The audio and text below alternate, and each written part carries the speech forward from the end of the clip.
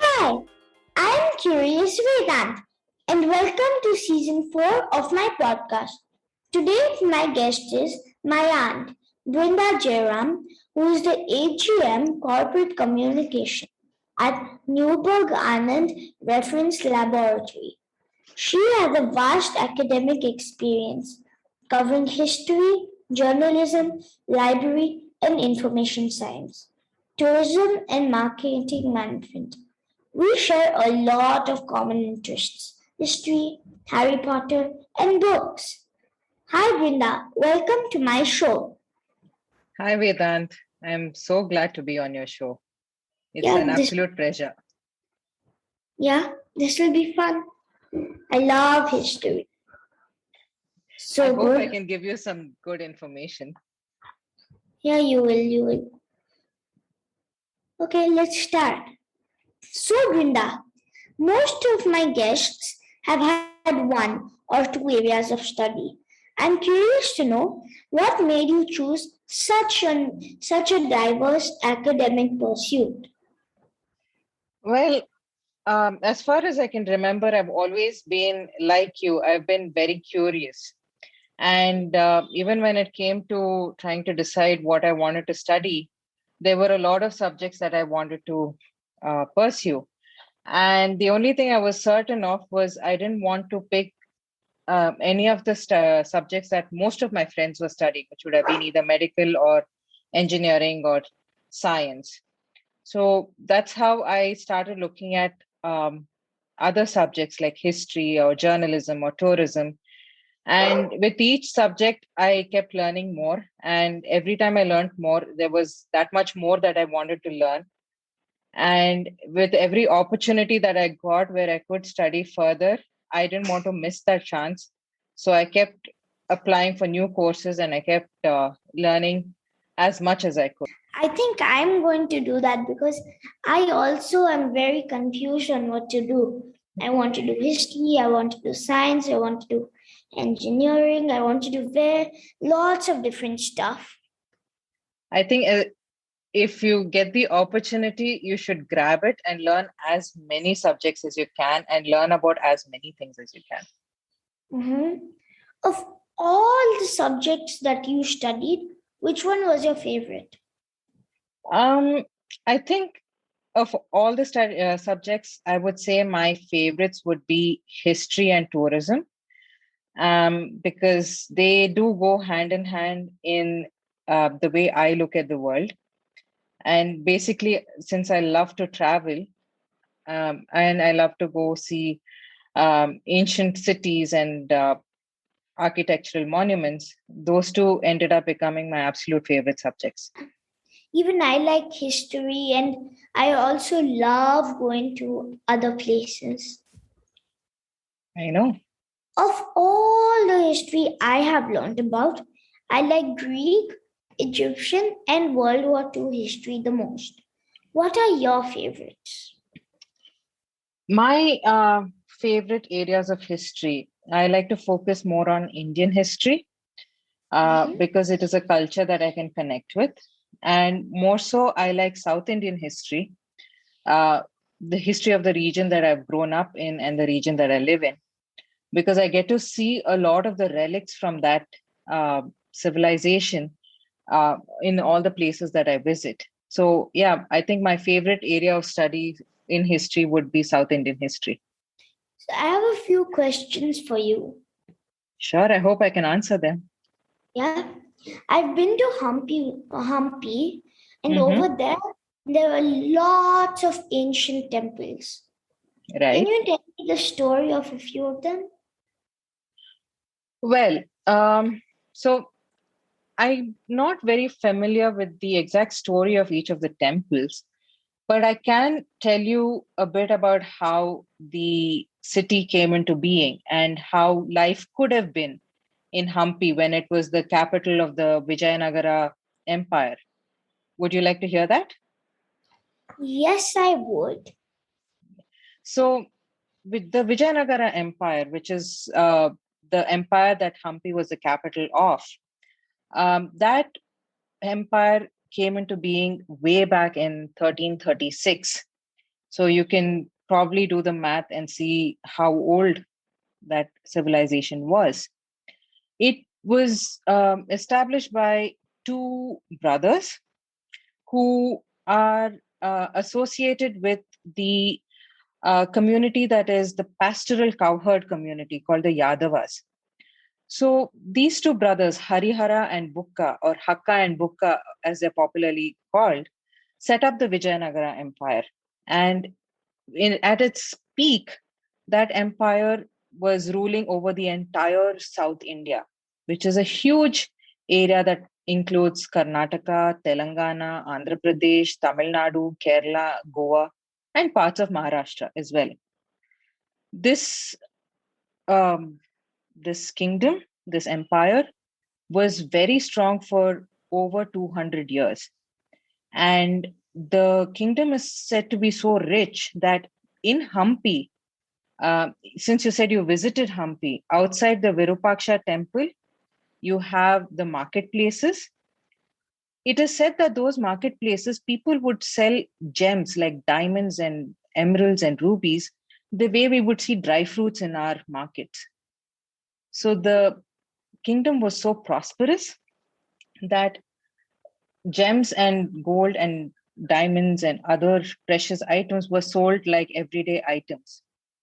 Then the trade that the empire had, there is evidence that shows that the Vijayanagara Empire used to export items to places as far as Venice. This was way back in 1336.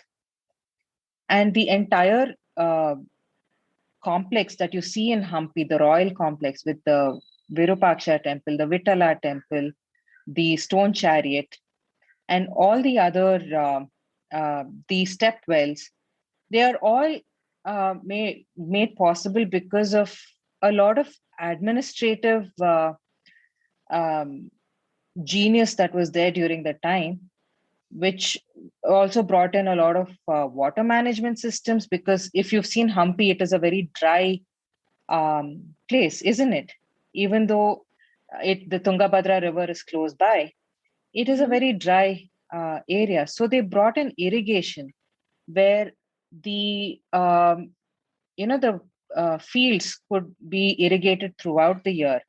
And even the royal complex where you have all the Queen's Palace and you have all the other buildings, they were stone channels that were built in so that there was water all over.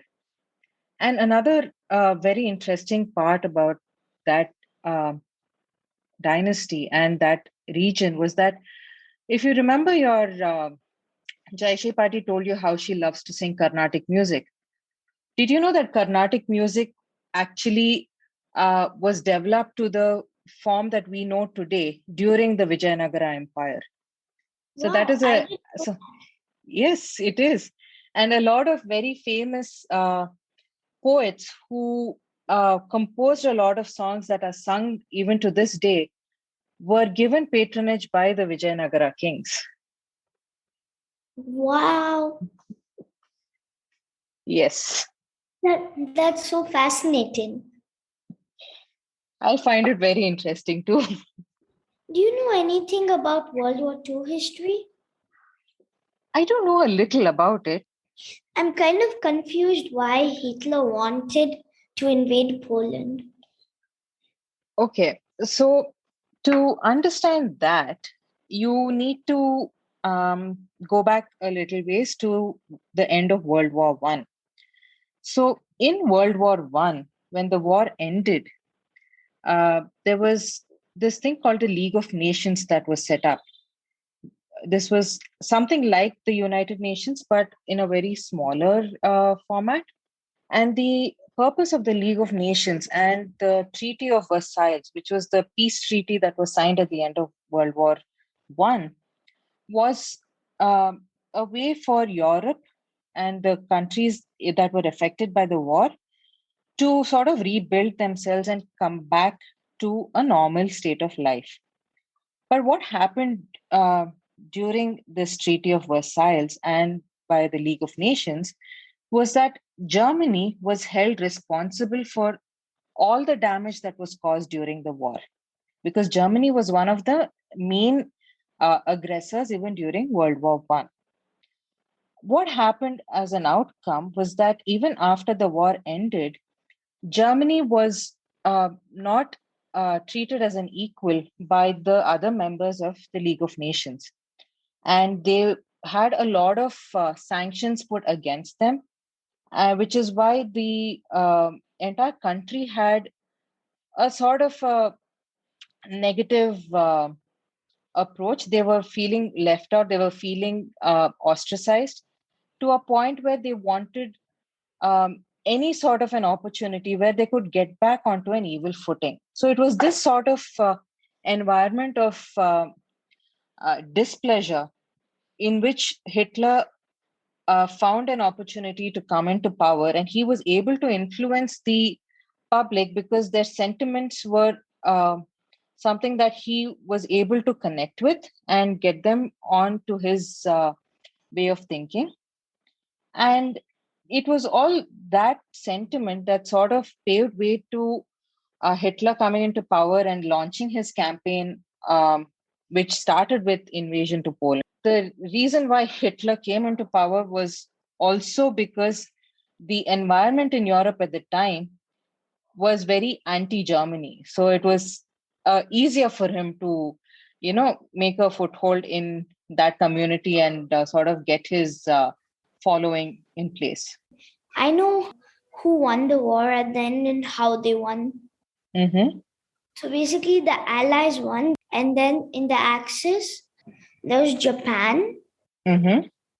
there was Germany, Italy, Yes, and Hungary. that's right. Yeah, in the Allies, there were England, Mm-hmm. the US, Yes, I think China, yes. and that's France. all I remember. Oh yeah, There was France. France. Uh-huh. Yeah. Yeah, that's all I remember. Mm-hmm. And then I know that after the war, when the Allies had won, Hitler hid underground until he That's died. right. Yes, that's right. And I also know that Japan invaded Singapore They did. because they were getting too cramped up. There was lots of population in Japan. They were Mm-hmm. getting too cramped up. And they needed resources. So Yeah, they came to attack Southeast Asia and that's right. started with Singapore and Malaya, which In is fact, Malaysia. yes. In fact, Japan came right up to Burma.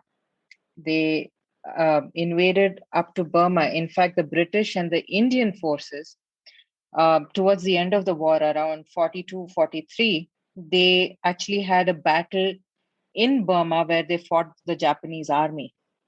And that was around the time where Germany and Japan started losing the territories that they had gained during the war. And also, I know that when Japan started invading towards Singapore and Southeast Asia, Japan and China, I mean, not Japan, England and China stopped trading with Japan and then started to help Singapore's armies fight. Mm-hmm. That's right. And then US also joined, and the war ended when US dropped an atomic bomb on Hiroshima and then Nagasaki in Japan. That's right. That's right. And then after that, I know this. Mm-hmm. In Singapore, the British were helping, as I said. Then their guns were facing towards the sea, and they couldn't turn them. And they could turn some of them, but the others were only for sea. They couldn't be Hmm. used on land. And people now believe the that the guns were facing the wrong way. They weren't. They were designed to face only sea targets. That's a Because very interesting piece of history. I didn't know yeah, that. and plus they expected the Japanese to attack from the sea, not by land. Hmm. Yes. That would make sense, wouldn't it? You would expect Japan to attack by sea. What can we learn from World War II to ensure that no more wars like that happen? Okay, that's a very big question for a very small person. I think at a human level, if you learn to respect each other, that itself can go a very long way. Because if you see, the seeds of World War II were in the fact that an entire nation was sort of sidelined by the rest of the continent. And the entire nation was blamed for the acts of their ancestors or a small group of uh, officers or generals who led the war efforts. So if as a whole we learn to be accepting of each other and be more open to diversity, that itself can mitigate a lot of risk of another world war. I mean, that's a very idealistic way of looking at the world. But what do you think? What could be the solution? I think that if all the countries work together, instead of fighting against each other, we could probably fight against aliens. Yes, I think World War III would be against the aliens. Yeah. Instead of world meaning Earth, it'll Mm-hmm. probably be universe. Yes. Mhm. When I was talking to you on the phone, you Mm-hmm. told me about a temple which was attacked by a king. Can you tell me more about that story? Sure. So my maternal grandfather, his hometown is this village called Anandapuram, which is in Karnataka in the Shimoga district. Now, there is a temple there that is dedicated to the Lord Ranganatha, which is an avatar of Vishnu. And this form of the idol is called the Bete Ranganatha. Now, Bete in Kannada is hunting. So, this is a hunter form of the idol, which is something that is not very common. What the avatar of Vishnu that is associated with the bow and arrow is Lord Ram. You normally see Rama with a bow and arrow. Now, during the reign of Tipu Sultan, who was one of the rulers of the Mysore kingdom, Tipu Sultan's capital was in Srirangapatna near Mysore. Now, Srirangapatna has a very old Ranganatha temple, and he was an ardent follower of Lord Ranganatha, even though he was a Muslim. So there was a lot of secularism uh, in certain elements. Like, even though he was not open to the other gods of Hinduism, he was very devout to Lord Ranganatha. So Tipu Sultan's army, anytime they invaded any part of the region, if the temple was a Ranganatha temple, they would protect it. But if it was a temple that belonged to any other idol, be it Lord Rama, Lord Shiva, anything else, they would destroy it and take all the wealth. Now, this is a story that my grandmother used to tell me as a child. So I am not 100% sure of its validity. But the story is that apparently, when Tipu's forces came towards Anandapuram, the locals, to protect the temple, which was supposed to be a Rama temple, they told the forces that this temple was a Bete Ranganatha temple. So they changed the name of the idol and said it is a Ranganatha temple to protect it. And it is said that because of that, Tipu's forces did not destroy the temple and they moved ahead away from the town, which is why ever since that temple has been called the Bete Ranganatha temple. Now, this is a form of oral history where I cannot very confidently say how accurate it is, but it was this story that sparked an interest in me in history because it was a very exciting story. I could stand there in that temple and imagine Tipu's forces, coming in and asking the priest, what temple is this? And walking away after they come to know that it is a Ranganatha temple and all of that. So, yes, that was the story that got me interested in history in the first place. That's very interesting. It's quite a fun story. But how do historians verify that a story is true or false? There are a few different ways in which historians can verify information. You have the different literature from that era. It could be the travel documents that these various travelers write during that age. Like if you look at the Vijayanagara Empire, you have a lot of books written by Chinese travelers, by Middle Eastern travelers, by Northern travelers. So you have those documents. You have the stories written by the rulers themselves and the poets and the writers that they patronized. You have the different inscriptions that you find in the monuments from that era.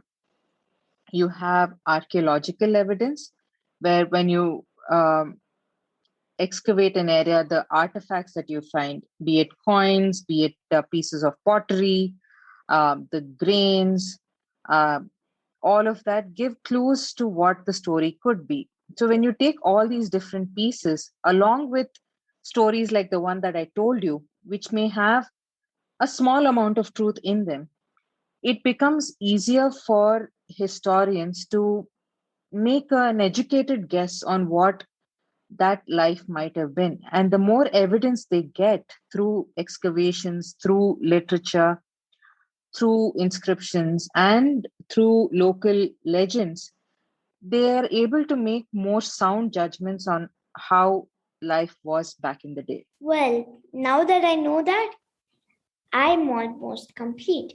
I can now be a historian. Yay! You can. And then I'll excavate the full world, seeing what I can find. Do you mind if I tag along? Oh, no, I don't. Thank you.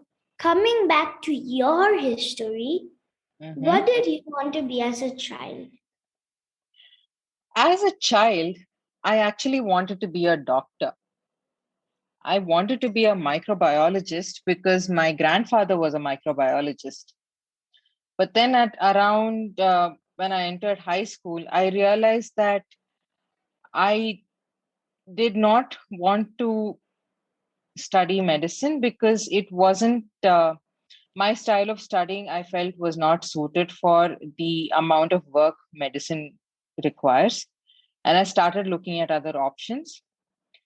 Then I decided that I wanted to become a travel journalist, which is why I studied tourism and journalism in my undergraduate. Yeah, so that's what I wanted to be when I was growing up. First a doctor and then a travel journalist. Did you ever think about being a historian?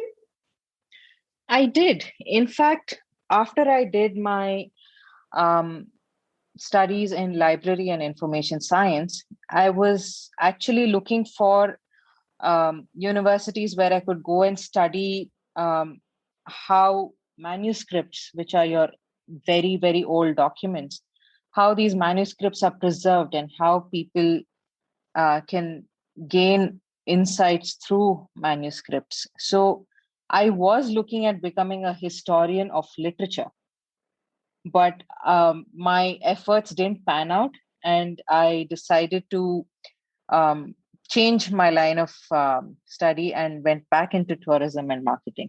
I think I'll follow that same path because I I don't know what I want to be when I grow up. So If as long as your family is supporting you in every aspect of your curiosity, I'm sure they you're are going to learn a lot of stuff. they are on Team Vedant. So am I. What are your hobbies? My hobbies are baking, reading, and traveling. I like baking and I like reading and I also like traveling. Yes, I know. Hmm, But I didn't know you like baking. What do you like to bake? Cakes. Wow. I'm going to come and taste some of your goodies the next time I'm in Singapore. Thank you so much for coming on my show. Thank you, Vedant. It was an absolute pleasure to talk to you today. Yeah, this was so fun. I learned a lot about Indian history. I'm glad I could help. You did. Thank you. Dear listeners, follow my Facebook page, Curious Vedant, to get updates on my upcoming episodes. To listen at leisure on your phone and get notified about future episodes, subscribe by searching for Curious Vedant wherever you get your podcasts, such as Apple Podcasts, Spotify, Stitcher, Google Podcasts, and many more. You can also listen to my show on curiousvedant.com.